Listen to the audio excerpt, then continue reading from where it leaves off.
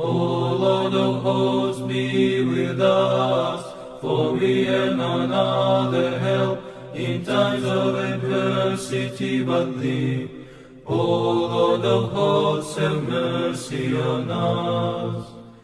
Premise today is that the NPC, the non-playable character, is actually the end product of a demonic agenda that is trying to eradicate the image of God within your own person, within your own reality, in which we then engage with God and come to communicate and interact with Him through His uncreated energy. So really, without orthodox Christian theology, the energy essence distinction, the uncreated energies of God, theosis, theology of personhood, you can't fully understand what I'm trying to lay out. A lot of it's going to overlap with all sorts of Protestant and Catholic. Obviously, we're coming from a Christian perspective, but when it gets down to this whole loss of personhood and what's going on, I'm going to begin by arguing that sin dulls our faculties and makes us more and more like animals. And so, what is this non-playable character? It's somebody who has no internal monologue. It's somebody who cannot critically think. It's somebody who literally takes their own, whatever their opinion, their thought process, literally from the world. And I'm going to get to this dissolution of boundaries because in a way it connects with my presentation at Orthodox Montanica on what I call demonic hinosis. And that this dulling of our faculties is actually taking out the image of God, making us more and more and more like animals. And what separates us from animals? It's the ability to use language, higher symbolic processes, it's logic, it's reason, it's this understanding of objective truth. It has to do with morality and mercy and compassion and the recognition of honor and all these different things that we would again call the uncreated energies of God. As Orthodox Christians, it's through these uncreated energies that we come to know who God is. Just as through my energetic processes, my crazy hand movements, my language, everything that I do takes energy. And that's how you come to know who I am as a person. That's how we come to know who the three persons of the Holy Trinity is. One essence, three persons. And so when we start to look at society, I've done multiple streams talking about the loss of literacy. We're becoming literally more illiterate. That people literally can't communicate as well as they used to, that people don't believe in objective truth, that people are becoming less compassionate. So we see society itself moving in the sort of opposite direction of what Orthodox Christianity would teach us about the energies of God. And it's through these energies of God that we are made in the image. That's how we then can come to know God. That is how we are the epitome. We are the top pinnacle of creation itself because we can engage in these faculties. We have these abilities. But when we look at these NPCs, they are literally losing that process. They are losing the image of God, and that is why they are turning into automatons. And we've seen this with our friends. We may be dealing with this with our family. We may be dealing with this with our coworkers. But there's no question that any of us are dealing with it in regards to society as a whole. Society as a whole. And I would argue that the more we engage with these sort of NPC, these non-playable characters, the more we're going to recognize that they are actually falling away from the ability to interact with these uncreated energies of God, which is the whole process of theosis. That's how we become divinized and become more like God. Which ironically, and what I'm going to finish with, is how we become more human. You see, Jesus Christ is the fullness of what man could be. And it's through theosis, through full God, becoming full man, and one single person uniting two natures together, that's how we enter into eternity. That's how we don't die when we die. And this is the entire point of Orthodox theology. And so what's happening then is a demonic process, that the NPC, the non-playable character, is literally a demonic process taking the image of God out of people so that they become automatons, that they lose uniqueness, that they actually aren't special. And we see this also with the aesthetics, right? The pink and purple hair, the tattoos, the nose piercings. Why do they tend to all look the same? When we were at yesterday night was the Freedom Festival in Greenwood, Indiana. So it's a small gathering, local town, big firework display at the end, kind of like a small little fair thing for one day where it promotes America and freedom and patriotism. And they have all these little booths. And so I'm at the St. Mary of Egypt Orthodox Church trying to let people know about the church that Jesus founded. And then there's a booth next to us for the veterans who died in wars. And then the next one over is the Johnson County Democrats.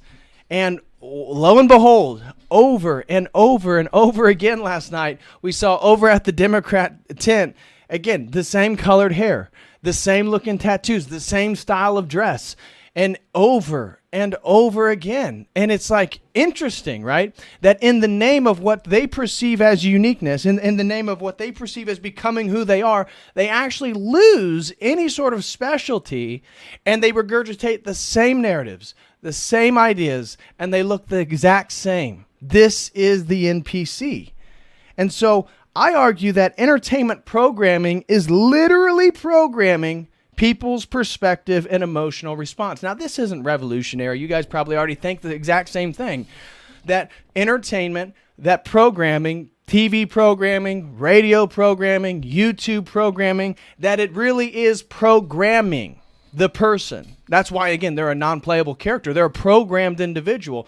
They are working on a different operating system than you and I are. They literally are automated. And so as we watch TV and engage in all these programs, what they're doing is they're desensitizing us from things. If we're living a righteous, pious life, an Orthodox life, many things would sort of throw us off. All the sexuality on TV, all the violence, the crime, and the murder. But those are the hottest programs. And so we see the programming, the entertainment programming, desensitizing us to things that if we're living that sort of righteous life, that we would sort of be in opposition to. It's kind of rub us the wrong way, right? And yet it's not. People are actually becoming more and more and more normalized and desensitized to these things, which is doing what? It's making people less human. People, and we see this all the time. Like the woman, when she was getting attacked on a subway in New York City, some Asian woman by a black man, people just walk by. They don't even stop. They don't even help. What's going on? These are NPCs. We see that the cultural programming, and let me make a caveat here that obviously I'm not talking about anybody and everybody.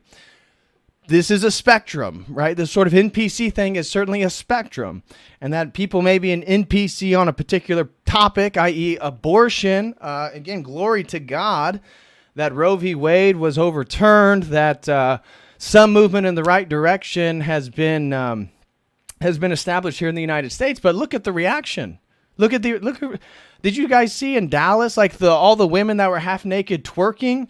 In protest to abortion? One chick says, like, I have a right to be a hoe or something. It was like painted on her body, and you're thinking, what is going on? But you see the desensitization.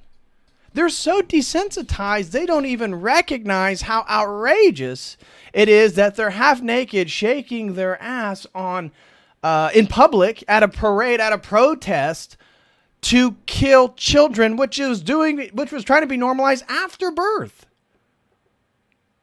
You see, it's a desensitization process. It's making us less and less human. And so by becoming cultural consumers, people become automated receivers. So let me explain what I mean there. As we become cultural consumers, people become more like automated receivers.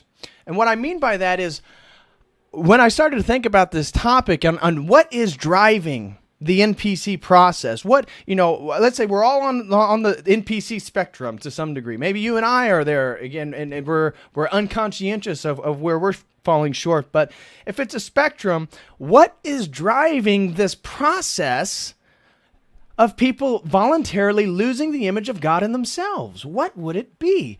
And as I thought about it, what kept coming to mind is consumerism. It's consumerism.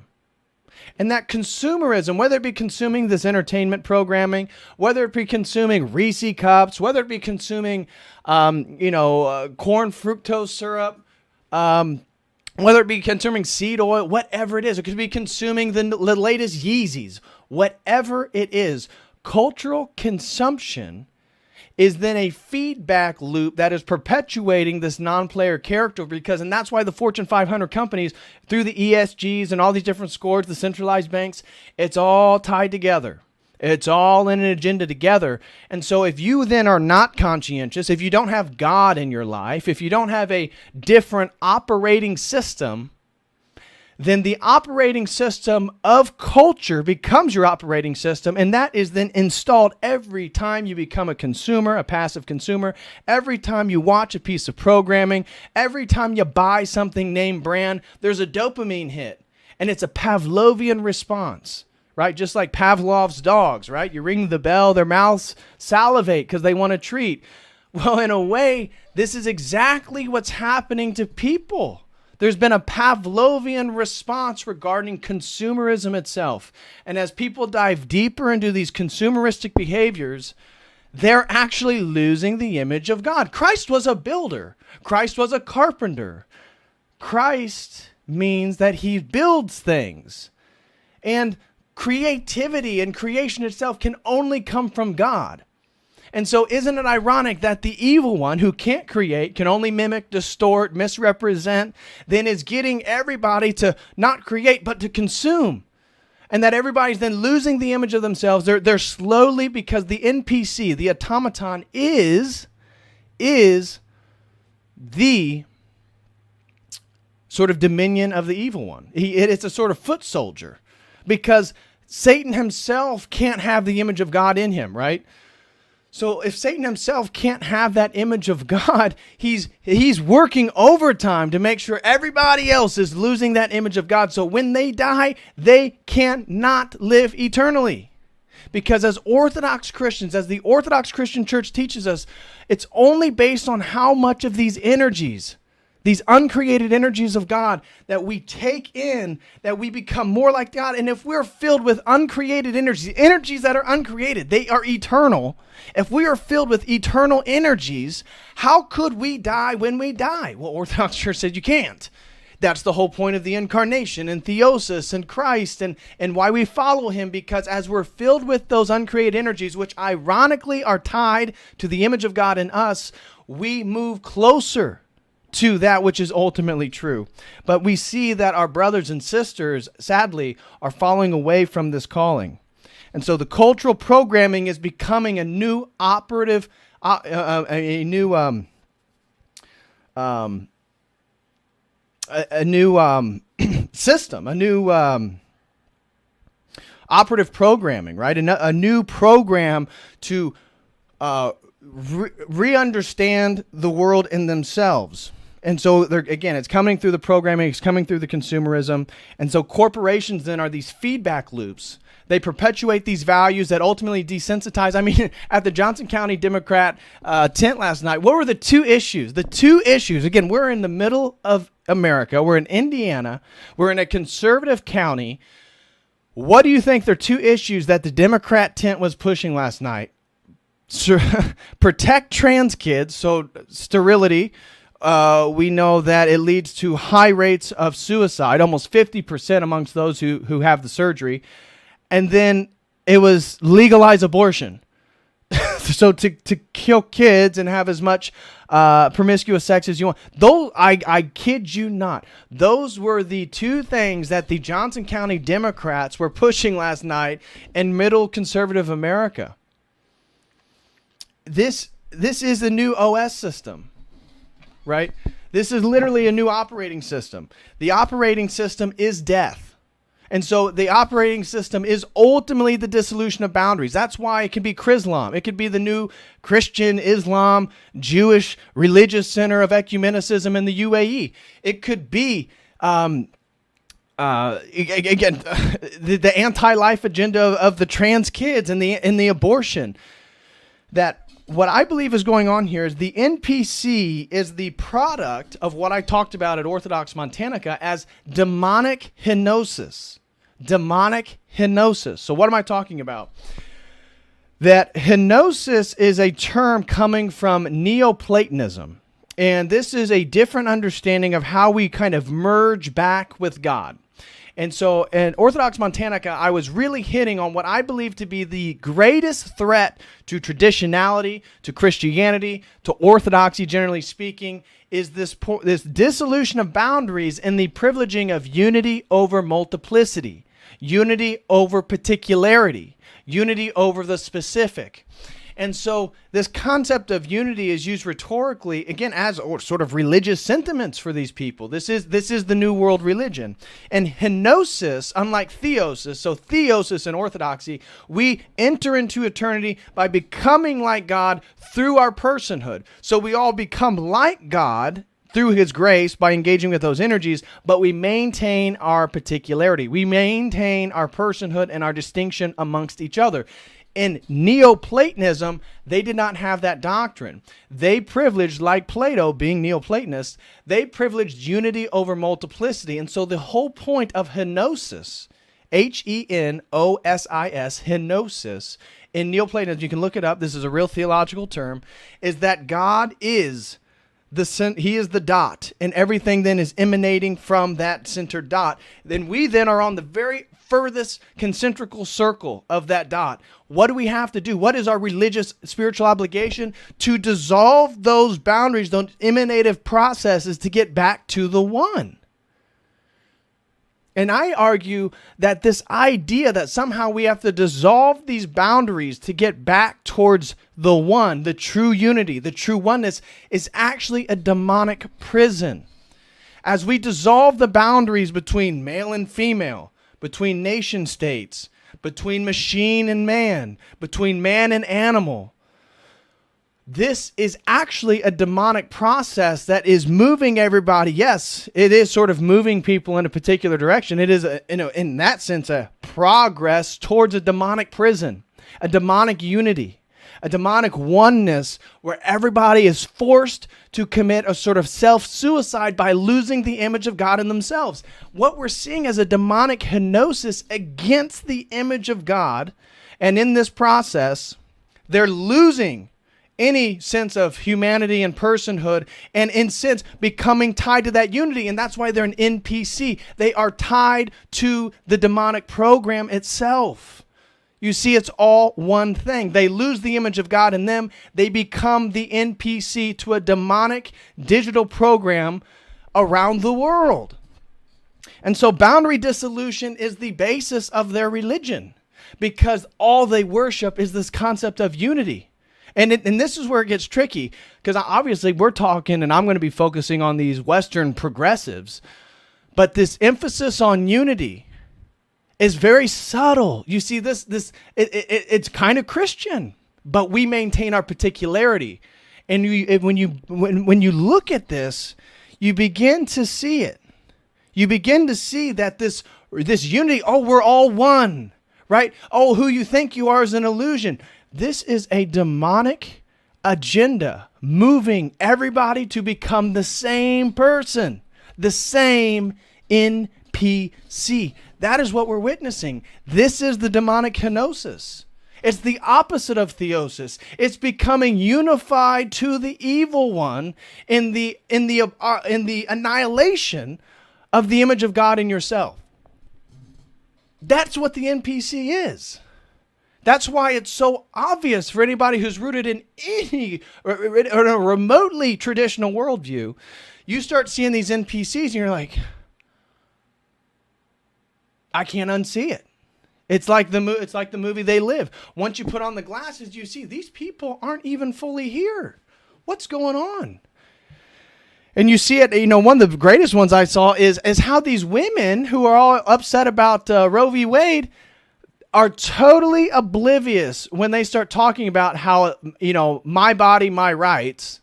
And then you'll see them in the whole, then somebody will check them in regards to the stabby, and they don't even get the difference, because the cognitive dissonance is there to break the mind. Anybody who's looking to mind control, you have to fracture the psyche. And part of that psyche is like fracturing the ego. And so when you start looking then around the world and you see the increase, I would argue, in a sort of schizophrenia by the multiplicity of genders, the multiplicity of identities, the I go by these pronouns. This is a fracturing of the psyche. This is a sort of mental programming. This is a deep, deep psychological process that we are witnessing at a cultural level. And this is all part of a mass suicide. This is a death cult. And so the boundary dissolution is a dissolution between the inside and the outside of the person. You see, the NPC, what's the difference? You and I, okay, we walk around Times Square. We see all the propaganda. We see all the messaging, all the programming. But our interior state is different. See, us being made in the image of God have the ability to actually have a sense of awareness, an internal monologue, a critical thinking, a conscience that, oh my gosh, look at that degeneracy. Oh, yeah, that's Christ-like. That's terrible. That's horrific. That's degenerate.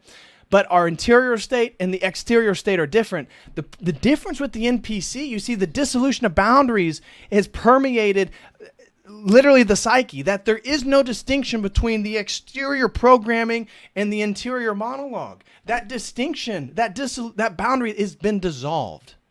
It's been dissolved. And that's why the NPC is also going to be very much in favor of the transgenderism, because that's another dissolving of objective boundaries. There's an objective boundary between the inside and the outside of you. There's an objective boundary between a sort of mass consensus and your own personal opinion. Not for the NPC. There's a difference between male and female. Not for the NPC. And then isn't it funny too, this is a side note, but all these women who are so upset about Roe v. Wade and like, oh, you're a man, you don't have a right to talk. Well, I thought men could get pregnant now. And I saw one person actually in a comment actually say, so the woman said this, like, if men could get pregnant, well, then Roe v. Wade would have never been overturned. But that is also to disagree with the NPC programming that men can now get pregnant. You see? But the point is to be irrational. Because the point is to be illogical, because the point is to break the brain. It's to prevent you from engaging with the uncreated energies of God. It's to prevent you from becoming more human. That's the point. That's the point. And so in the same line of thinking, then the boundary between machine and biology dissolves. It dissolves, and that's exactly what we see. And that's why even the metaphor of the NPC, the meme, is so powerful, because it's showing that biology is being reduced to a machine. And that through operant programming, through Pavlovian programming, sympathetic programming, we are watching people literally become machines. Which is totally consistent with how I view the Antichrist and how I view the cybernetic skeleton of Satan, as I mentioned before. So I'm going to touch on this here in a few. But the distinction between machine and biology, that's why an NPC is going to be absolutely in favor of transhumanism. Why would they be in opposition to it? They themselves are already mentally conditioned to be halfway there. You know they already took the stabby, so you already know that they're genetically modified. They're GMOs. They are literally a GMO. And so the next one is man and animal, right? How many of these NPCs are vegans? How many of these NPCs that, go along, again, with all these major propagative narratives, the propaganda that's trying to influence us and wiggle us into the Great Reset? The distinction between man and animal is a huge one, because, as I said, as Christians, we understand my ability to engage in logic, to engage in reason, to engage in language, to engage in truth and love and mercy and compassion and honor. These things differentiate me from the animal kingdom. I don't care how powerful the tiger is, the lion, the bear, the shark. It doesn't matter. They don't participate in these higher faculties of which we as Christians say only God can participate in. He is the originative source for these faculties, and we being made in his image can participate in them. They are losing the ability to participate in those categories, in those faculties. No wonder then they view us as animals, because they themselves are literally an animal. And the elites who then are programming us and wanting us all to become NPCs, my gosh, making us more animalistic, it allows them to condition us more like machines. You see, the only thing that is actually uncontrollable, unprogrammable, is a full human moving in the direction of God. That is what Jesus Christ is. Jesus Christ is the example of the incarnated God, showing us what it means to fully be human, what it means to not let the operating system of the world, of the demonic hinosis agenda, to infiltrate us. That's what he shows us. He shows us that.